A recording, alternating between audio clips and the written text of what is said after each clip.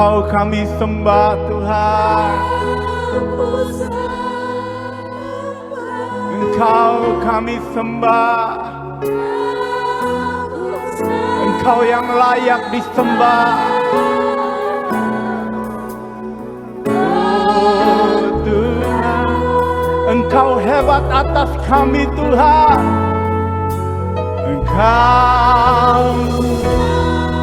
Engkau kami sembah.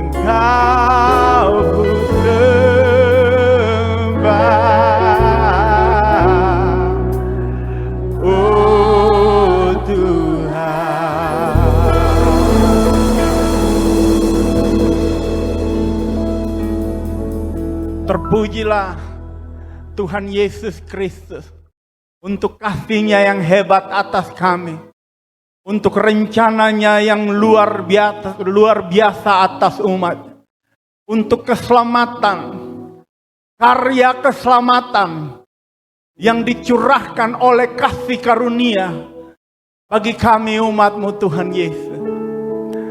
Engkau yang datang mendapati kami. Engkau yang datang menyelamatkan kami. Engkau yang mencari dan menyelamatkan kami yang terhilang Tuhan Yesus. Terima kasih Tuhan Yesus.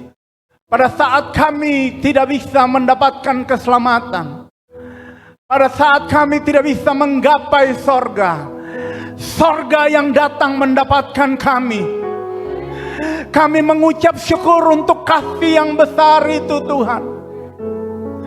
Dan di tempat ini, di malam ini kami merayakan kelahiran-Mu. Di malam Natal ini kami hanya mau membawa pujian penyembahan kami kepada Engkau Tuhan. Karena Engkau memberkati kami dengan keselamatan. Berkat-Mu lebih dari yang kami layak terima. Bahkan Engkau menyelamatkan kami umat manusia pada saat kami tidak layak diselamatkan. Engkau mati bagi kami waktu kami masih menjadi musuh Allah. Besar setia-Mu atas kehidupan kami Tuhan. Malam ini kami mau bersyukur buat semua yang Engkau perbuat di dalam kehidupan setiap pribadi kami yang ada di tempat ini. Karya keselamatan, kasih dan setia, pemulihan, kemenangan yang Engkau berikan dalam kehidupan kami Tuhan Yesus. Kami mau menaikkan pujian, syukur dan penyembahan hanya bagi nama-Mu. Biar di tempat ini Tuhan, hanya nama Tuhan yang ditinggikan. Biar di tempat ini Tuhan, setiap kami bertemu dengan Engkau malam ini, setiap kami mengalami pribadi Allah yang hidup di dalam kehidupan kami Tuhan Yesus. Terima kasih Tuhan. Kami bersyukur Tuhan. Dan kami siap buat firman-Mu. Kami percaya bahwa Injil adalah kekuatan Allah yang menyelamatkan. Injil adalah kekuatan Allah yang menyelamatkan setiap kami. Yang memberi pemulihan bagi setiap kami. Yang memberi kemenangan bagi setiap kami. Kami percaya bahwa Injil adalah, firman adalah terang bagi jalan kami. Yang menerangi setiap langkah yang kami ambil di dalam kehidupan ini Tuhan. Terima kasih Tuhan Yesus. Terima kasih Tuhan Yesus. Kami siap buat firman-Mu.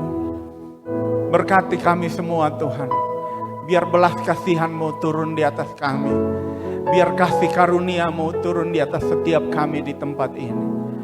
Dan kami siap buat firman-Mu, berbicaralah Tuhan. Di dalam nama Tuhan Yesus. Kami sudah berdoa dan bersyukur. Amin, amin. Silakan duduk semua. Shalom. Shalom, salam damai sejahtera buat kita semua. Pertama-tama saya mau nyapa Bapak Bupati dan staf yang sudah ada di tempat ini. Terima kasih karena sudah hadir. Satu kebanggaan dan sukacita, satu kehormatan bagi GSJA bahwa ada dukungan, ada perhatian dari pemerintah. Dan saya percaya bahwa Tuhan akan bekerja dengan luar biasa jika ada kesatuan, ada saling mensupport antara pemerintah dan gereja, antara gereja dan pemerintah. Juga di sini ada Bapak Wakapolres. Salam damai, Pak. Terima kasih sudah hadir. Saya sangat bersukacita karena gereja bisa bergandengan tangan dengan pemerintah. Saya percaya bahwa pemerintah juga adalah alat Tuhan. Kita bekerja di bidang yang mungkin sedikit berbeda. Saya bilang sedikit karena tidak banyak. Kita sama-sama mengurus manusia. Yang satu mengurus kehidupan rohani, yang lain mengurus kehidupan jasmani dan aturan-aturan yang diperlukan dalam kehidupan. Baik, terima kasih buat Bapak Gembala dan Ibu dan semua hamba-hamba Tuhan di tempat ini yang sudah mengundang saya. Saya waktu dengar bahwa Bapak Ponia mengundang, saya sangat bercita dan saya lihat persiapan ini luar biasa. Saya puji Tuhan buat itu. Saya datang, saya lihat, wah ini pasti anak-anak muda digerakkan ini. Makanya semuanya bisa disiapkan dengan begini bagus, begini indah. Saya juga mau menyapa teman-teman hamba Tuhan dari denominasi lain. Salam damai sejahtera buat kita semua. Terima kasih karena sudah datang. Terima kasih, ini bentuk dukungan yang luar biasa. Karena kita di dunia beda denominasi. Tetapi di surga tidak dibagi atas denominasi. Kita di surga, kita punya surga yang sama. Mau GPDI, mau GBI, mau Gemit, mau Katolik. Surga kita satu. Jadi kalau kita terbiasa bersama-sama di bumi, sampai di surga sudah tidak asing lagi untuk kita bersama-sama. Jangan sampai di surga baru berkenalan, ternyata kita sama-sama dari atom buah. Tapi kita tidak saling kenal. Nah, jadi penting untuk menghadiri nanti GPDI punya Natal, GSJA, GBI, Gemit, Katolik datang, Katolik punya Natal, kita datang. Jadi kita saling berkenalan, bersilaturahmi, saling mengunjungi, supaya selain kita menyembah Tuhan, kita saling kenal satu dengan yang lain. Baik,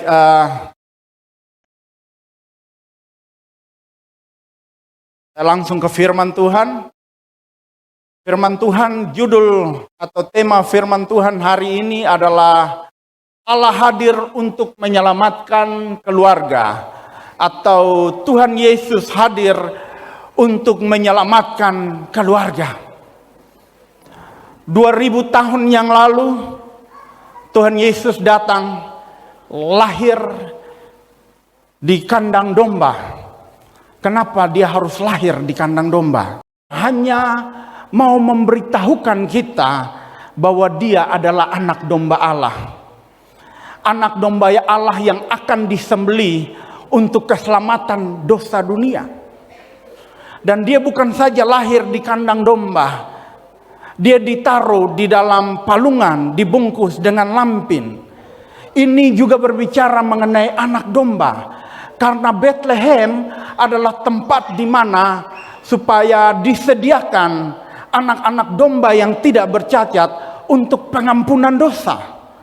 Dan kita tahu bahwa masa anak domba, seekor anak domba yang tidak bercacat bisa menghapus dosa manusia.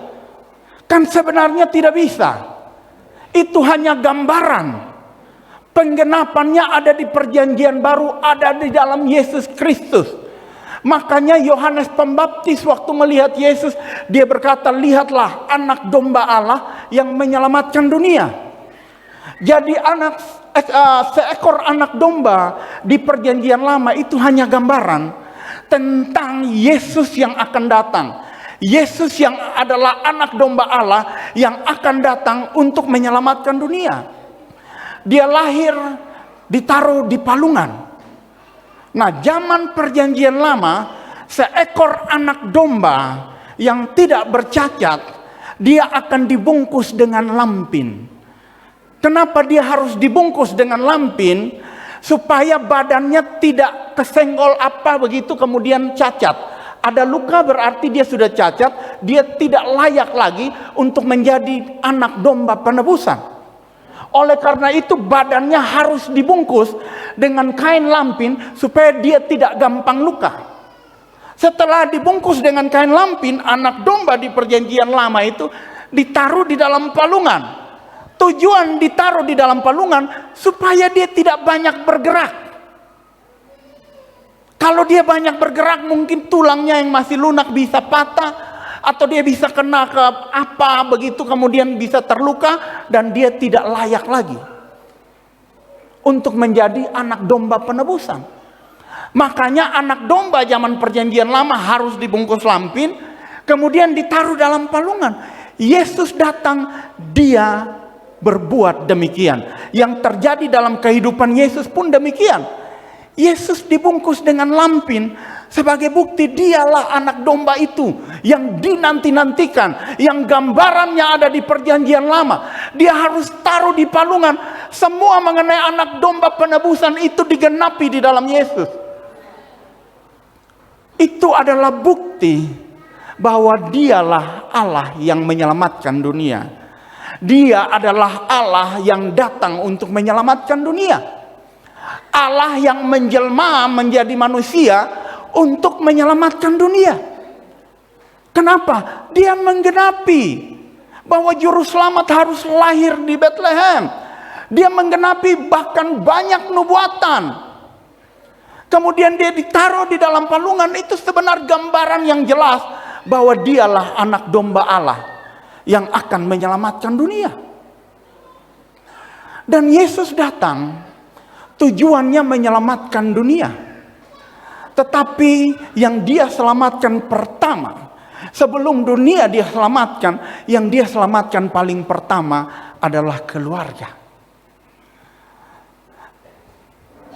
Karena Maria oleh pekerjaan Allah, oleh mujizat Allah, oleh karya Roh Kudus, dia mengandung Yesus Kristus. Kemudian Yusuf kan tidak tahu bahwa ini adalah mujizat dari Tuhan. Kemudian Yusuf mau menceraikan dia. Sebenarnya kan kalau Yusuf menceraikan Maria, tidak membuat Yesus berhenti menjadi Allah. Yusuf menceraikan Maria, Yesus tetap bisa menyelamatkan dunia. Karena kealahannya tidak terganggu dengan perceraian tersebut. Tetapi kenapa Allah menyelamatkan keluarga? Malam ini kita mau belajar, kita mau diingatkan lagi bahwa untuk menyelamatkan dunia, Allah akan menyelamatkan keluarga terlebih dahulu. Perceraian itu dosa. Apa yang dipersatukan Allah tidak boleh diceraikan manusia. Itu alasan pertama bahwa perceraian tidak boleh terjadi. Alasan kedua adalah keluarga itu idenya Tuhan. Keluarga itu adalah kehendak Tuhan. Adanya keluarga karena kehendak Tuhan. Waktu manusia pertama Adam diciptakan dia seorang diri saja. Kemudian Allah berkata, tidak baik manusia itu hidup seorang diri saja. Artinya apa? Tidak baik manusia tanpa istri. Tidak baik Adam tanpa istri. Tidak baik Adam tanpa keluarga. Kemudian Allah memberikan Hawa kepada Adam untuk membangun satu keluarga. Jadi konsep keluarga itu adalah kehendak Allah. Kalau itu kehendak Allah berarti itu mulia, itu kudus. Makanya Allah hampir membunuh Musa, menghukum Musa. Musa hampir mati dihukum oleh Tuhan karena tidak mengurus keluarga dengan baik. Kalau di dalam perjanjian baru dikatakan bahwa persyaratan seorang pemimpin jemaat, dia harus bisa mengurus keluarganya dengan baik. Kalau dia tidak bisa mengurus keluarganya dengan baik, bagaimana dia mengurus jemaat? Jadi ini hal yang sangat penting di mata Tuhan untuk kita membangun keluarga yang sesuai dengan firman Tuhan. Untuk keluarga kita diurus dengan baik, ada di dalam keselamatan, ada di dalam pertobatan.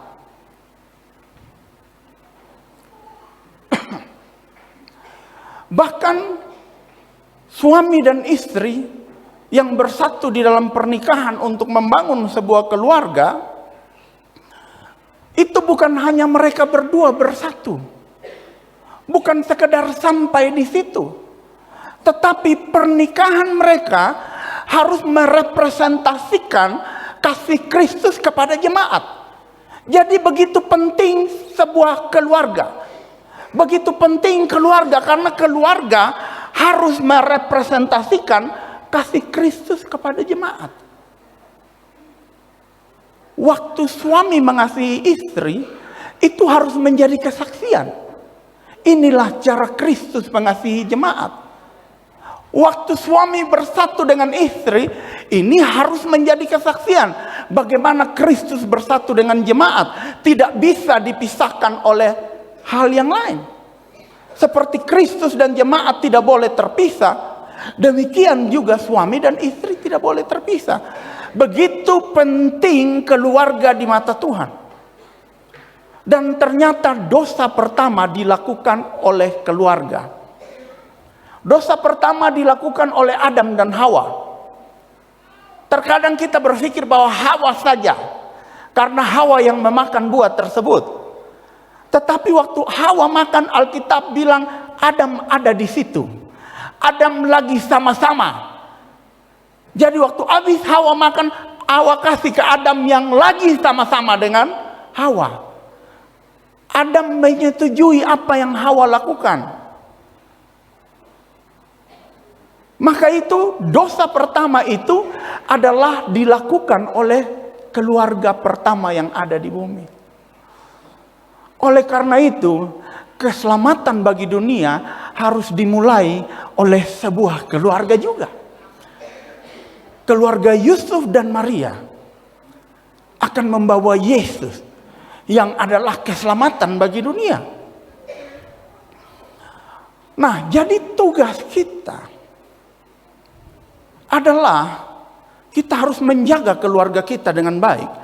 Karena cara Tuhan menyelamatkan dunia adalah dengan menyelamatkan keluarga. Oleh karena itu kita harus menjaga keluarga kita di dalam keselamatan. Oleh karena itu kita, kalau ada keluarga, bagian dari keluarga kita yang belum diselamatkan, kita harus membawa keselamatan bagi keluarga kita. Karena ini adalah sebuah amanat agung. Ini satu hal yang sangat penting. Yesus datang untuk keselamatan dunia. Yesus naik ke surga, proyek keselamatan dunia belum selesai. Akhirnya dia memberikan amanat agung, pekerjaan yang ditinggalkan bagi semua yang disebut sebagai murid untuk menyelamatkan dunia. Pergi memberitakan Injil. Bahkan satu jiwa diselamatkan, seisi sorga bersorak-sorai. Oleh karena itu, sebagai murid Tuhan, kita harus membawa keselamatan kepada dunia. Caranya sederhana. Jaga keluarga kita di dalam keselamatan. Jaga keselamatan yang sudah ada di dalam keluarga kita. Kalau ada anak-anak yang belum bertobat, kita harus membawa keselamatan. Kita harus bersaksi, berdoa supaya anak-anak kita diselamatkan. Kalau keluarga kita sudah diselamatkan, kita harus berdoa, kita harus bersaksi supaya keselamatan itu tidak hilang dari keluarga kita. Karena kadang-kadang Masih kecil anak-anak kita rajin sekolah minggu. Sebesar dong mabok di jalan. Kenapa? Karena tidak dijaga. Nah, sekarang bagaimana kita membangun keluarga seperti yang Tuhan mau? Yang pertama, poin yang pertama adalah menyediakan waktu untuk keluarga. Zaman perjanjian lama, perintah diberikan oleh Allah, perintah yang terutama adalah mengasihi Allah. Perintah pertama yang kedua adalah mengasihi sesama. Nah, karena mereka mengasihi Allah, mereka harus beribadah kepada Allah. Untuk beribadah kepada Allah, mereka harus menyediakan waktu yang disebut hari Sabat. Jadi mereka diberikan perintah untuk mengasihi Allah. Dan untuk mengasihi Allah, mereka harus beribadah kepada Allah. Dan untuk beribadah kepada Allah, mereka harus menyediakan waktu. Jadi kalau kita berkata kita mengasihi Tuhan, kita harus menyediakan waktu untuk Tuhan. Kalau kita berkata kita mengasihi Allah, kita menghormati Allah, kita harus menyediakan waktu untuk beribadah kepada Tuhan. Orang Israel menyediakan satu hari. Hari itu disebut hari Sabat. Di hari Sabat mereka tidak melakukan apa-apa kecuali hanya beribadah kepada Tuhan. Mereka menyediakan waktu. Jadi kalau kita berkata kita mengasihi Tuhan, harus menyediakan waktu untuk beribadah kepada Tuhan. Jangan kita menjadi orang Kristen yang 1 tahun hanya 2 kali gereja. Natal dan Paskah. Kalau disingkat menjadi napas. Kalau yang datang beribadah hanya 1 hari, 1 tahun hanya 2 kali Natal dan Paskah, artinya dia pun napas satu-satu. Napas satu-satu. Susah rohaninya bertumbuh. Karena dia bilang dia mengasihi Tuhan, tetapi tidak pernah menyediakan waktu untuk Tuhan. Ibrani 10 ayat 25. Jangan menjauhkan diri dari pertemuan-pertemuan ibadah. Kalau mengasihi Tuhan, jangan menjauhkan diri dari pertemuan ibadah. Apalagi hari Minggu, Tuhan suka kasih 6 hari. Gotong masih pakai hari ke-7 lagi. Untuk bekerja, untuk berbuat hal yang lain. Padahal Tuhan sudah kasih 6 hari. Kalau kita mengasihi Tuhan, kita menyediakan waktu. Tuhan Yesus dia datang ke dunia, dia disebut rabi oleh banyak orang. Kata lain dari rabi adalah guru. Tapi guru yang adalah rabi ini, dia tidak punya kelas.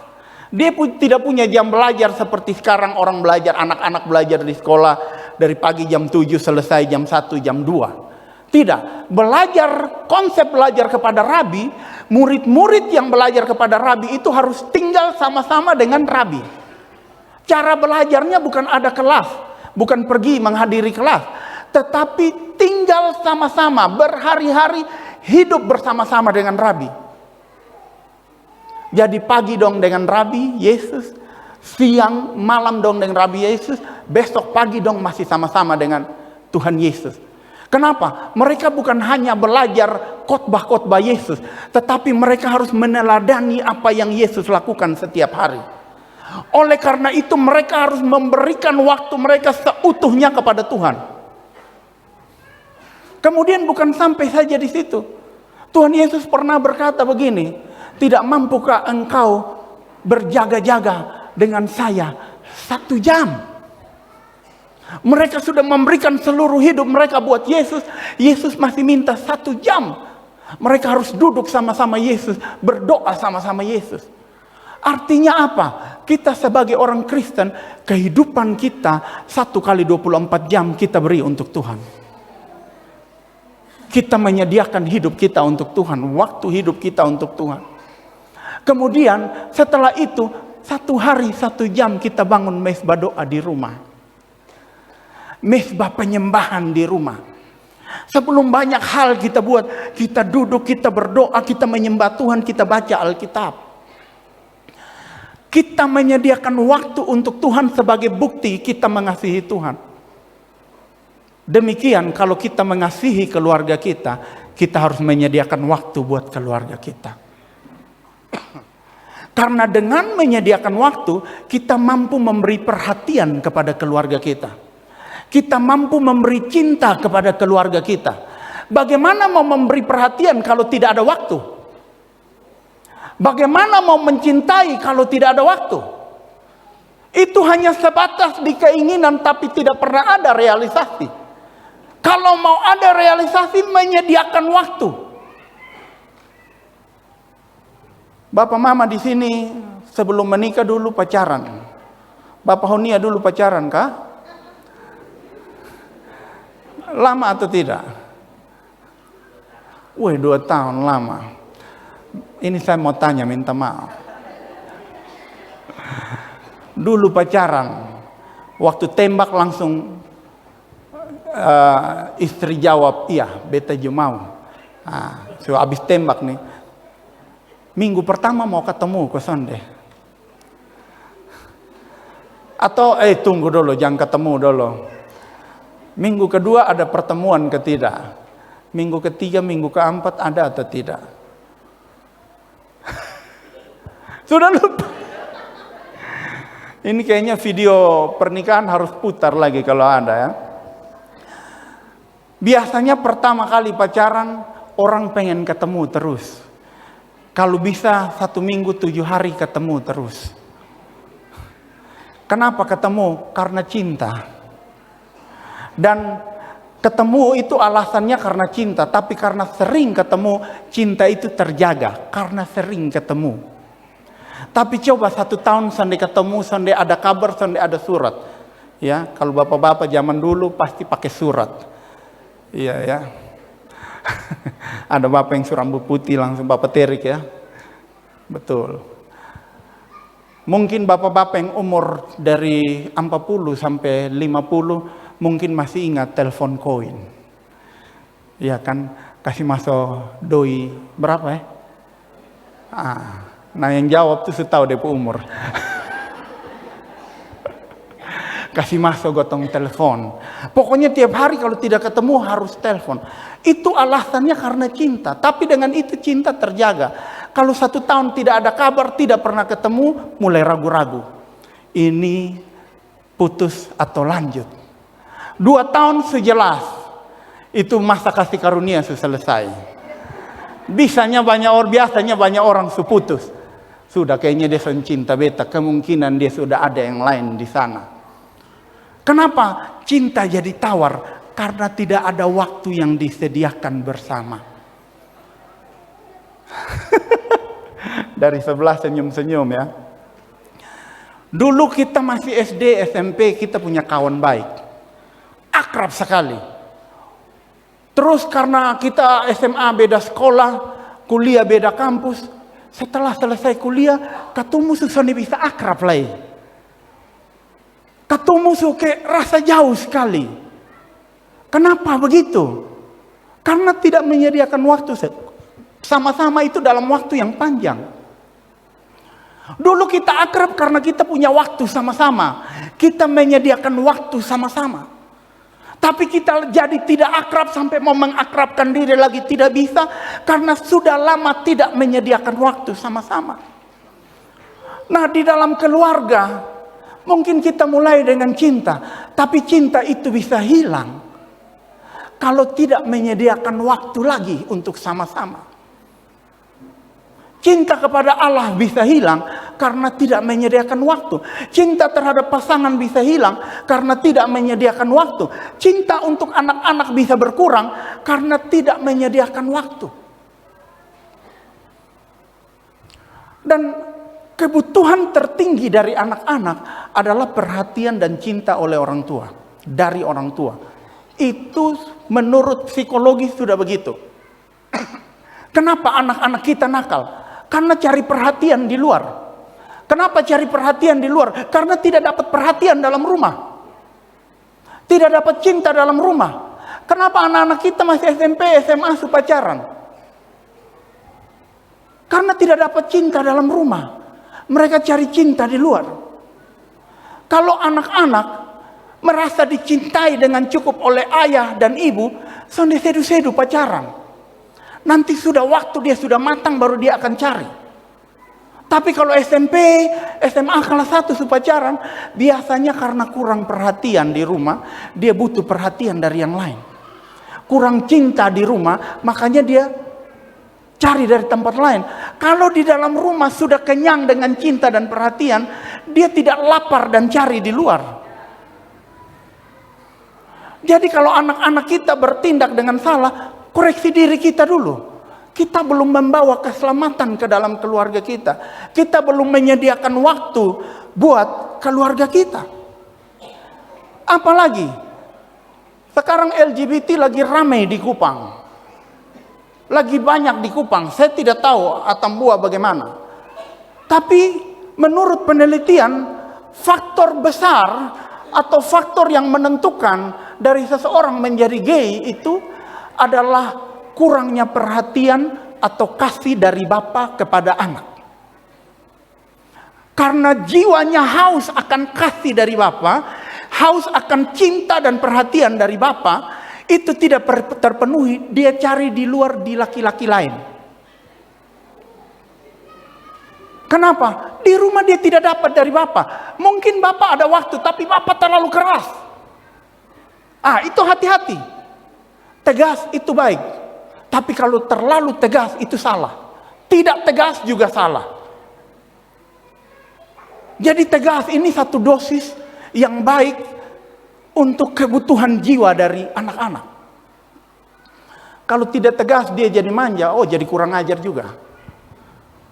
Kalau tegas hasilnya baik. Kadang-kadang kita terlalu tegas.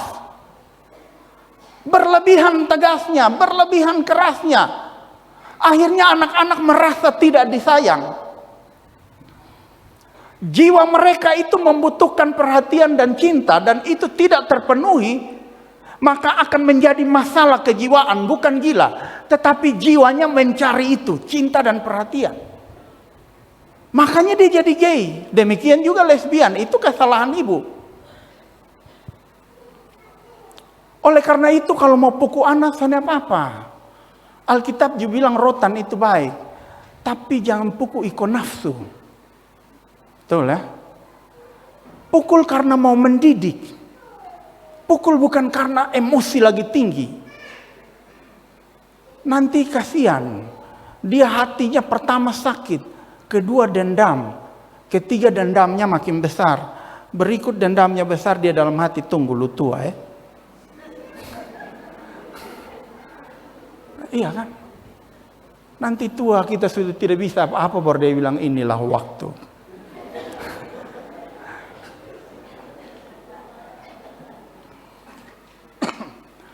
Dan LGBT ini kan menghasilkan penyakit berbahaya. HIV, berlanjut bisa AIDS.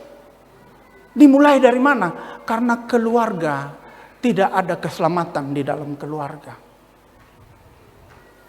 Oleh karena itu pesan Natal adalah untuk menyelamatkan dunia, Allah harus menyelamatkan keluarga. Di kota Kupang, entah berapa tahun yang lalu ya, waktu itu saya masih di Jakarta, saya dapat berita bahwa terjadi banyak perselingkuhan di pegawai negeri, di dunia pegawai negeri. Kenapa terjadi perselingkuhan? Karena sudah tidak ada waktu yang tersedia, sehingga tidak memberikan perhatian dan cinta kepada pasangan. Maka terjadi perselingkuhan. Semuanya dimulai dari sana. Ada orang nikahnya luar biasa, semua orang dia tabrak. Yang penting bisa menikah.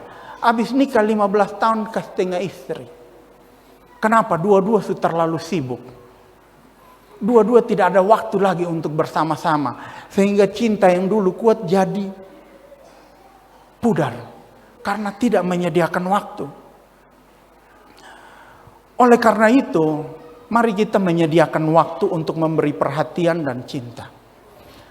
Kalau sudah menyediakan waktu, jangan sampai di rumah masing-masing pegang HP. Bapak duduk di mama sebelah, dua anak di sebelah. Satu ruang tamu, tapi masing-masing pegang HP. Ini bukan menyediakan waktu. Karena yang di sebelah terasa jauh. Tapi waktu buka HP, Buka Facebook, yang jauh di sana terasa dekat. Tapi yang dekat terasa jauh gara-gara Facebook. Gara-gara HP.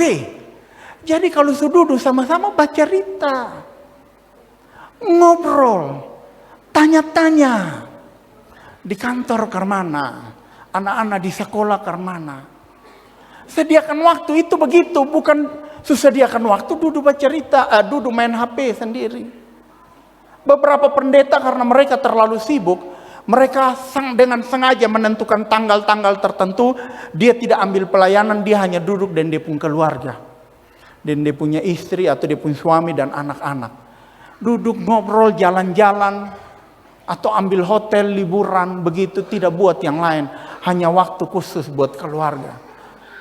Dan ada dari mereka yang bapak itu kadang dia hanya bawa, setelah pertemuan keluarga, hari lain dia hanya bawa depo anak laki-laki. Hanya untuk duduk baca cerita dan depo anak laki-laki. Pi pancing sama-sama, pi main PS sama-sama, baca cerita sama-sama. Kadang kan bapak itu lebih gampang dekat dengan anak perempuan daripada anak laki-laki. Oleh karena itu seorang bapak harus dengan sengaja menyediakan waktu buat anak laki-laki. Seorang ayah juga harus dengan sengaja menyediakan waktu untuk anak perempuan. Biar anak perempuan itu dapat figur, dia cari pacar model karmana. Karena bapak waktu keluar dari anak perempuan, dia akan ajar dia anak perempuan, lu berharga. Dia akan ajar dia anak perempuan, cara laki-laki memperlakukan harusnya seperti bapak memperlakukan you. Dia lihat figur bapak. Waktu dia cari pacar, dia tahu bahwa beta berharga. Karena bapak ajar beta memperlakukan beta sebagai orang yang berharga. Sehingga dia tidak gampang-gampang di luar sana. Dia tidak gampang-gampang dengan laki-laki. Kenapa? Dia tahu dia terlalu berharga. Kenapa? Bapaknya ajar. Kenapa? Bapaknya memperlakukan dia sebagai perempuan yang berharga. Dia keluar di sana, dia punya percaya diri tinggi. Karena dia sudah diberikan itu selama bertahun-tahun. Kadang-kadang kau lihat, kau punya anak. Anaknya lu pacaran suka begini. Kenapa? Bapak tidak pernah mengajarkan. Bapak tidak pernah memperlakukan anak perempuan dengan berharga.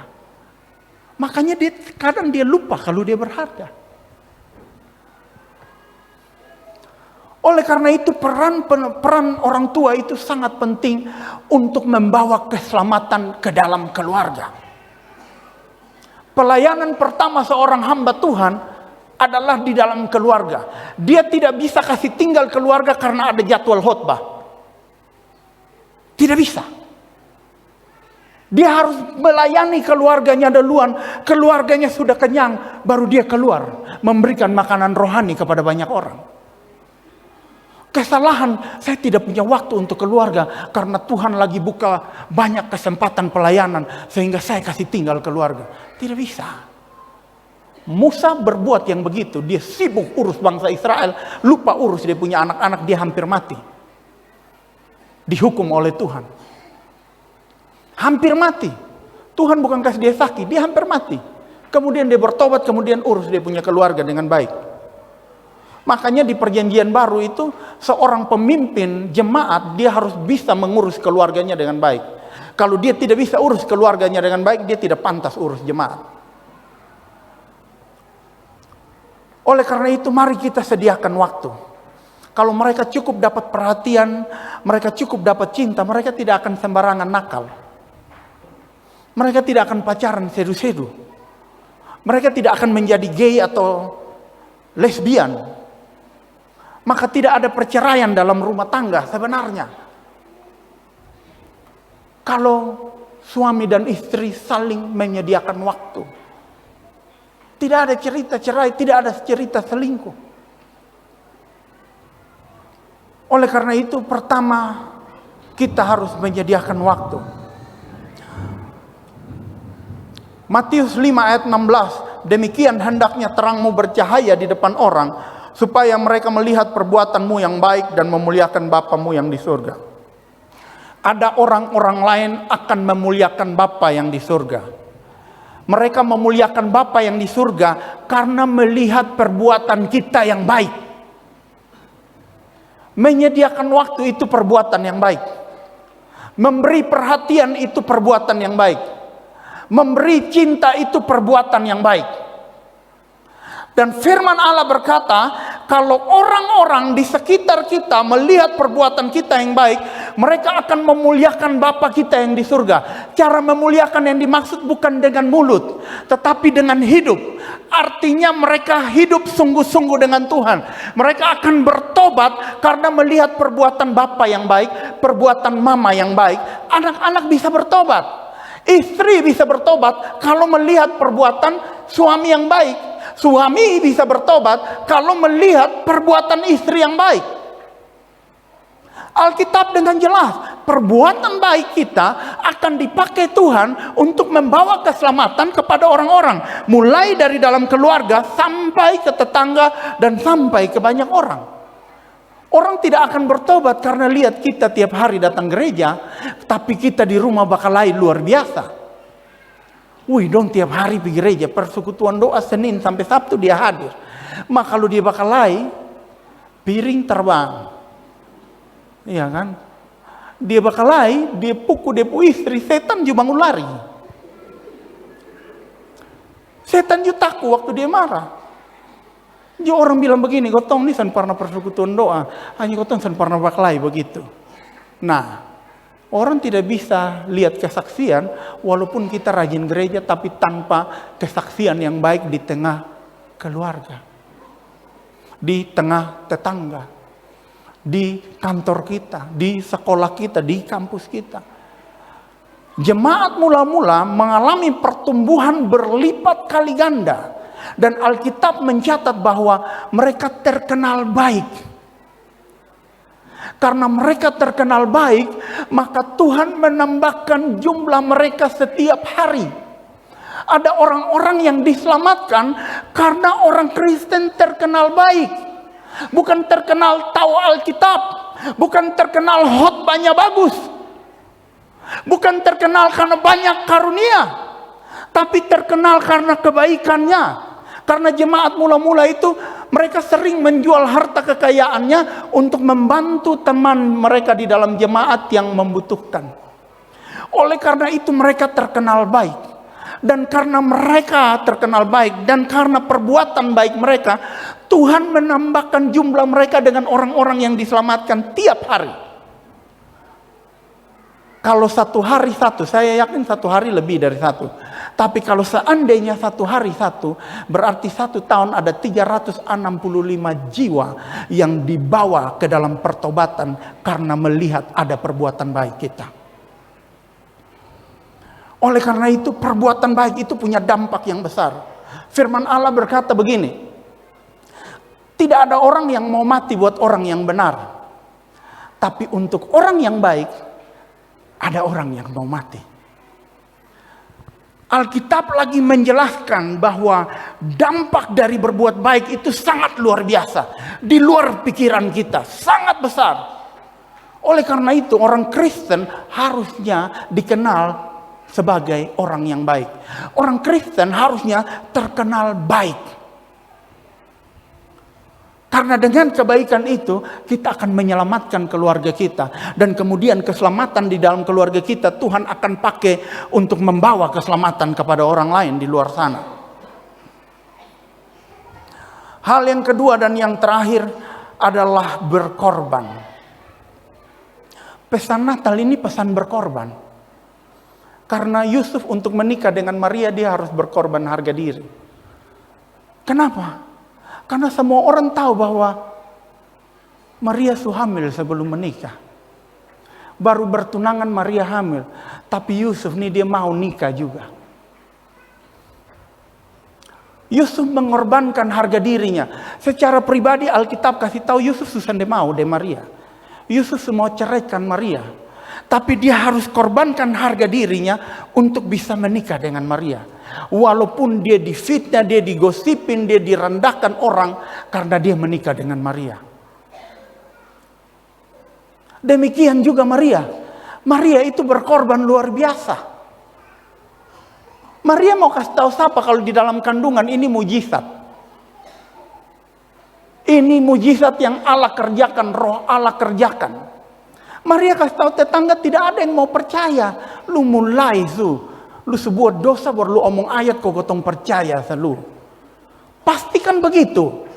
Maria mengorbankan harga dirinya supaya bisa bersatu dengan Yusuf.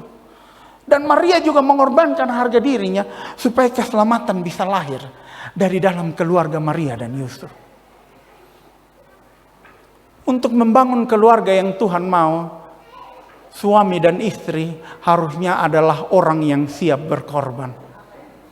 Harusnya adalah orang yang punya kuota mengampuni itu tidak terbatas. Karena pernikahan ini bukan 1 tahun, 2 tahun, 10 tahun, 20 tahun. Seumur hidup.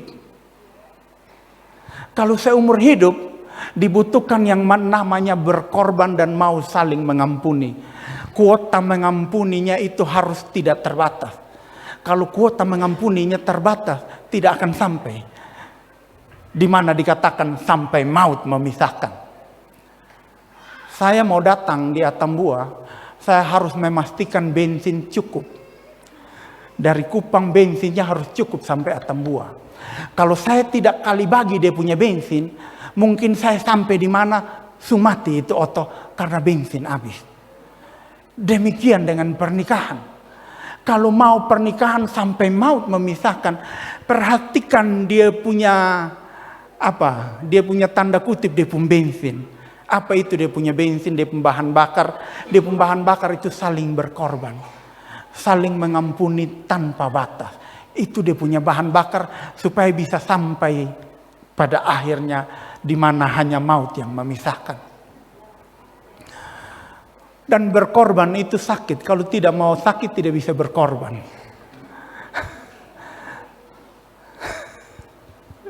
Berkorban itu sakit. Kalau tidak mau sakit tidak bisa berkorban. Jadi hanya orang dewasa saja yang siap sakit.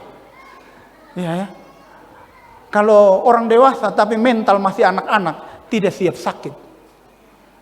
Kalau mentalnya sudah dewasa, bukan saja umur yang dewasa, dia siap sakit.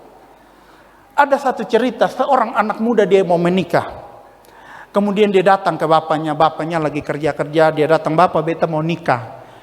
Bapak lihat dia bilang, "Kalau begitu lu minta maaf sambil kerja kan?" "Tapi beta salah apa, Bapak?" "Lu minta maaf sah, beta sana ada salah dengan Bapak." "Lu minta maaf sah." "Tapi Bapak lu minta maaf sah." Artinya akhirnya karena sudah didesak oleh bapaknya, dia bilang begini, "Bapak, beta minta maaf." Jadi bapaknya bilang apa? "Lu siap untuk menikah." Kenapa? Orang yang siap untuk menikah adalah orang yang bisa minta maaf walaupun dia tidak salah. Amin, bapak-bapak. Amin, mama-mama. Iya ya. Saya pernah minta maaf ke istri saya. Walaupun saya tahu saya tidak salah. Karena saya ingat khotbah saya. Saya minta maaf. Karena saya tahu selesai minta maaf semua sudah reda. Hanya butuh satu minta maaf dan semua reda. Kalau untuk minta maaf semua reda, kenapa kau pasang ego begitu kan? Minta maaf. Akhirnya benar Bapak Ibu Saudara-saudara, setelah minta maaf semua reda. Tapi lewat 1-2 hari saya ingat, kemarin saya minta maaf bukan karena saya salah. Tapi karena saya mau masalah reda. Saya lihat dulu istri saya happy, senang. Saya datang ke dia, saya bilang, "Sayang, kemarin beta minta maaf bukan karena beta salah. Tapi karena beta mau semua reda. Jadi jangan lupa beta tidak salah kemarin itu." Nah memang minta omong begitu tuh baik, tapi harus lihat waktu. Kalau tidak lihat waktu perang ulang kan. Dan bisa jadi perang yang lebih besar. Oleh karena itu di dalam keluarga harus saling berkorban. Kita juga berkorban daging kita. Cepat tersinggung. Ini berantem di dalam keluarga karena cepat tersinggung. Di gereja terjadi perpecahan karena cepat tersinggung. Ini harus dikorbankan. Di dalam perjanjian lama itu dikorbankan, itu disembelih, kemudian dibakar. Seekor anak domba waktu disembelih itu sakit. dibakar apalagi. Tetapi waktu dibakar, itu ada harum yang naik yang menyenangkan hati Tuhan. Jadi untuk berkorban dibutuhkan sakit. Waktu kita mematikan keinginan dosa kita, keinginan daging kita, itu pasti sakit. Kita matikan cepat tersinggung kita, itu pasti sakit. Kita sembelih, kita bakar kedagingan kita yang namanya cepat tersinggung, itu sakit. Cepat marah, kebencian, gila hormat, munafik, korupsi, berzina, kita mau sembelih, kita mau bakar, itu sakit. Di dalam gereja ini saya berdoa dan saya percaya bahwa seharusnya hamba-hamba Tuhan semua itu saling berkorban. Bukan satu injak satu supaya dia naik posisi, apalagi kejar posisi sinode. Supaya satu tidak naik, dia injak, dia gosip, dia fitnah. Supaya dia yang naik. Kalau orang yang dia usung tidak bisa naik, dia mulai fitnah. Ini terjadi di dalam pendeta. Di dalam kependetaan.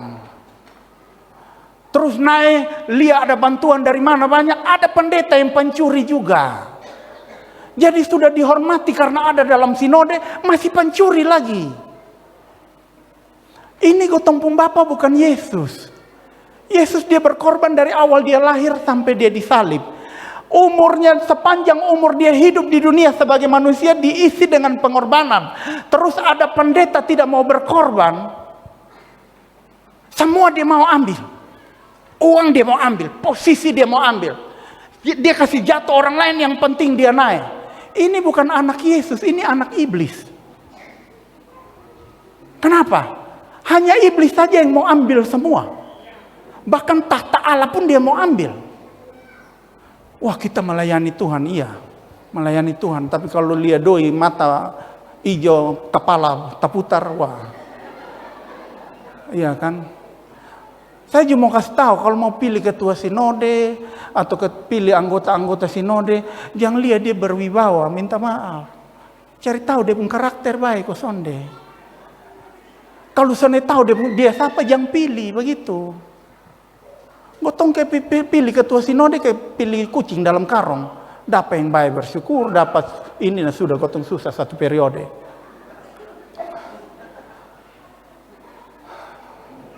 Nanti baru bilang, woi gotong susah nih. Bantuan-bantuan dong makan buang semua. Dong kasih gotong bantuan tapi dong minta gotong doi lah. Iya kan? Ya saya mau kasih tahu, kalau mau pilih ketua sinode itu berdoa puasa. Itu jalan paling tepat. Karena kadang gotong tahu siapa yang gotong pilih, berdoa puasa. Begitu. Ya, biar periode berikut dapat yang betul. Ya, periode sekarang sudah apa yang betul juga sih.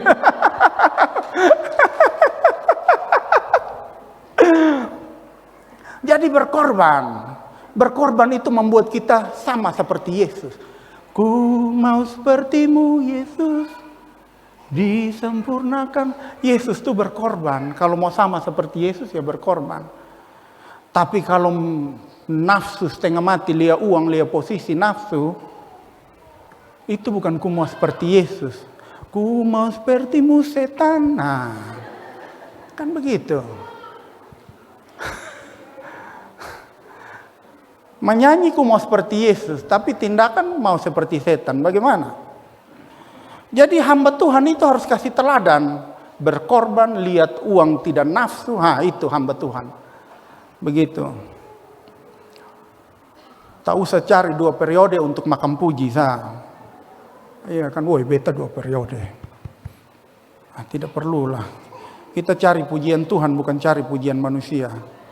Sebenarnya posisi itu berkat Tuhan ya.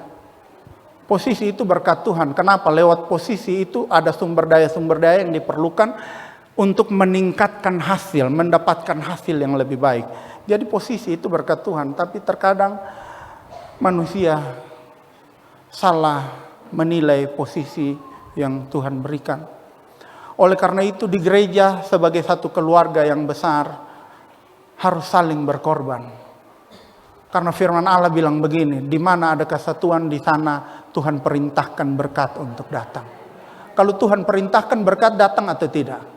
Atau berkat kepala batu dan Tuhan, besan mau datang.